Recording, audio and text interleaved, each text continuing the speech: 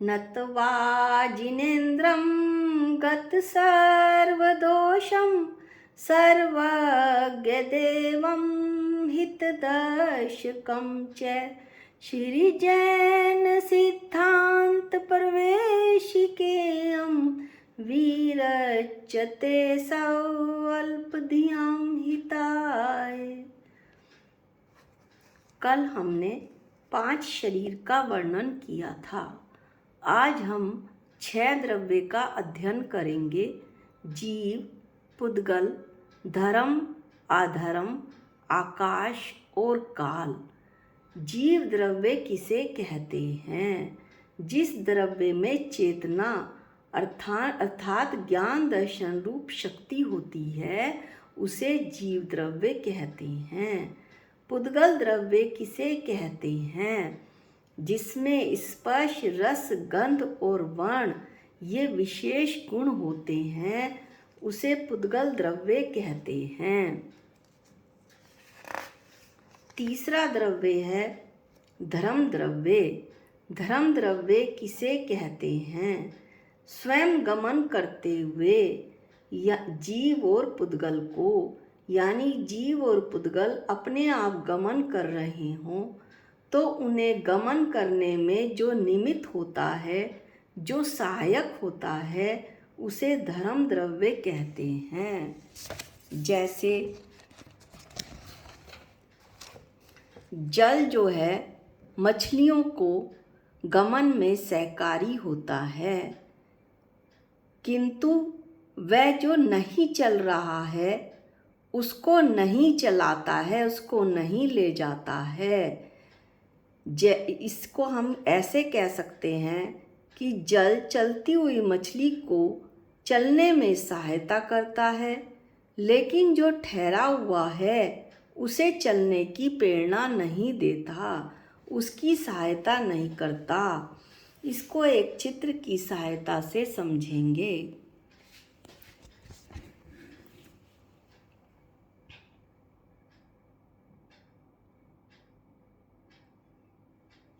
धर्म द्रव्य का स्वरूप हमने देखा कि जो गति क्रिया में परिणत हुए हैं, जो गति कर रहे हैं जीव और पुद्गल, उनको गमन करने में जो सहकारी होता है, जो निमित्त पड़ता है, उसे धर्म द्रव्य कहते हैं। अगला है अधर्म द्रव्य। अधर्म द्रव्य का ऐसे वर्णन किया जाता है कि स्वयं गति पूर्वक स्थिति रूप परिणमन करने वाले, अर्थात जो गति कर रहे हैं और फिर स्थिति रूप परिणमन करते हैं, उनमें जो निमित्त होता है और साधारण भाषा में जीव और पुद्गल को ठहरने में जो निमित्त होता है उसे अधर्म द्रव्य कहते हैं। जैसे पथिक को ठहरने में, यात्री को ठहरने में वृक्ष की छाया, एक यात्री गमन कर रहा है तो वृक्ष की छाया ठहरने में निमित्त पड़ती है, उसे वो जो है वो वहाँ पर वृक्ष जो है अधर्म द्रव्य है। अधर्म द्रव्य का स्वरूप हम चित्र की सहायता से समझेंगे। जैसे वृक्ष ठहरे हुए जीव या पुद्गल को ठहराने में सहायता करता है, लेकिन चलते हुए को ठहरने की प्रेरणा नहीं देता। ये अधर्म द्रव्य का स्वरूप हुआ। इसके बाद हम आकाश द्रव्य किसे कहते हैं ये जानेंगे। जो जीव आदि यानी जीव, पुद्गल, धर्म, अधर्म और काल, इन 5 द्रव्यों को रहने के लिए स्थान देता है उसे आकाश द्रव्य कहते हैं।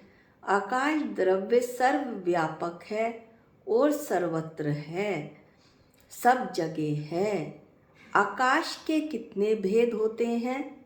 यद्यपि आकाश एक ही अखंड द्रव्य है, फिर भी 6 द्रव्यों की उपस्थिति व अनुपस्थिति के कारण उसके लोकाकाश व आलोकाकाश ये दो भेद होते हैं।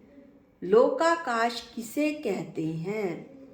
जिसमें जीवादिक समस्त द्रव्य पाए जाते हैं उसे लोकाकाश कहते हैं।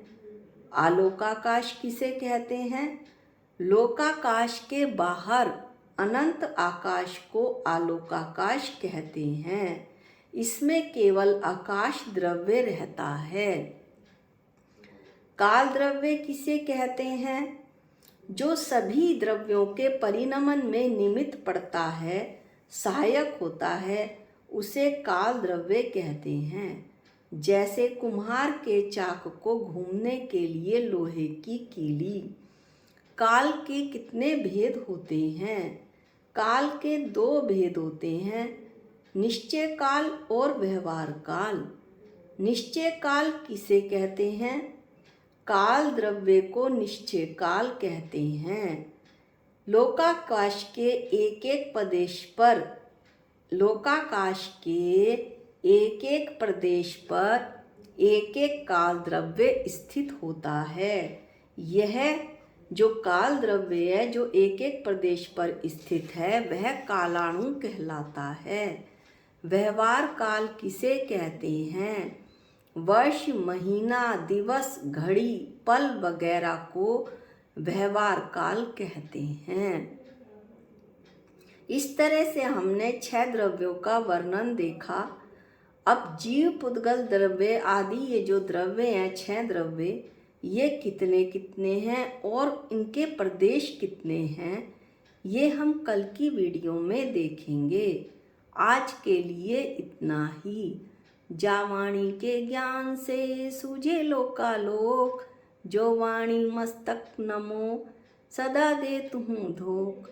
हे जिन वाणी भारती तोहे जपूँ दिन रैन, जो तेरी शरणागते वो पावे सुख चैन।